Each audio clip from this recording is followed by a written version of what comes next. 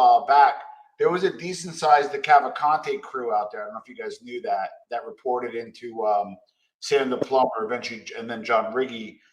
They since disbanded. And then I think Bobby had some people in New Haven, though, Anthony, right? Did he have Gentile and those guys? Who'd you say? Bobby Luisi. I think he had some people. Well, Bobby at the time was when he got his button with Philadelphia and he came back to Boston. He was, it's New England. So, Connecticut, Boston, Western Mass. I met Bobby, became friends with him. Bobby was building his crew, making guys underneath him after he was making guys underneath him. And there was a couple guys in my area that he wanted to put with them. Like you said, Bobby Gentile, Bobby was from Connecticut. Yeah. And there was a couple guys in the Springfield area that Bobby knew their father from prison. And, Ralph Natali knew another guy, Bobby DeMarco from prison. So he wanted to put these guys with him in his crew as made guys. The funny stories with that, I won't get into them now, but they don't want no part of getting made. So, so Bobby had Bobby, I was friends with him. He didn't really make, he didn't have a big presence other than we were friends. We had control of this area. Bobby had a crew, though. Bobby did have a crew, and he was doing a lot of things in his area. Well, I just got a text from Loomis, and he said that Jimmy and Frank know where the Gartner artwork is. Is that true? My phone's across the room from. It's a joke. It's a joke. I don't know if you guys remember the Gartner heist from back then. Just have a little fun. So Jimmy, to stay on you for a second, what stuff were you involved with when you were around? Was it more street stuff, or you were in construction? What were some of the stuff that you were involved with? If you could speak to it.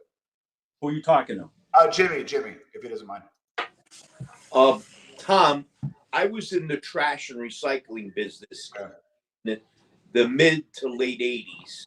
Got it. And at that point, I believe it or not, I went to sell cars. Nice. Yeah. And I had a great life. I'm retired now, and I love it.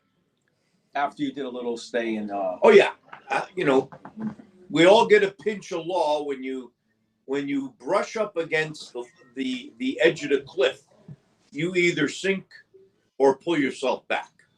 So, yes, I put a little federal time in. Did you guys see Netflix did a show, and it talked about the Thrashers? It was a guy who was associated with the Genovese who was big into garbage, and then he owned a hockey team somewhere in Connecticut. And that's very nice man.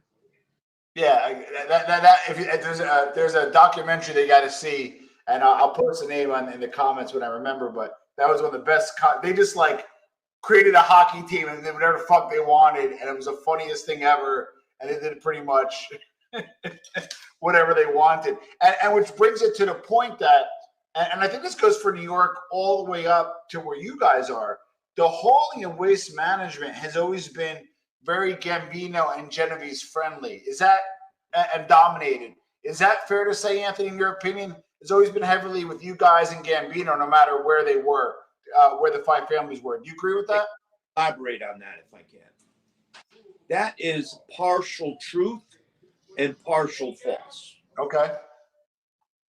There was a lot of good, hardworking people in the trash and recycling business that put their overalls on every day. Yeah. And fought the fight. They fought the fight. And it was really not as true as what people made it out to be. Now, It was a different ball game in New York City. Correct. Connecticut had a lot of mom and pop shops. Okay. And eventually they sold.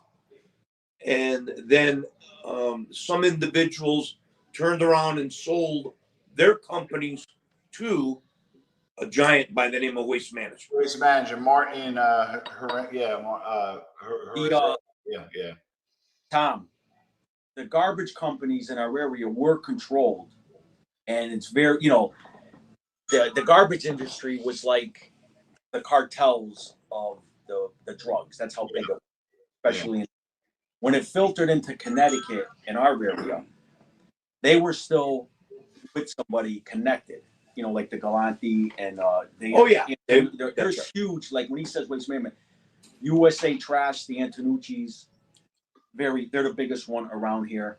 I don't think that they'd have any ties on it. Prior to, and they're not Okay, gonna, yeah. they're not going to come. No, up. Well, absolutely. Well, let me just say this. So when Bruno was boss of the area, he had us go approach this.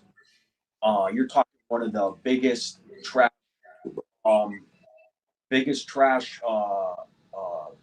business there is. Probably ranks right up there with waste management. That's how big they are. They control.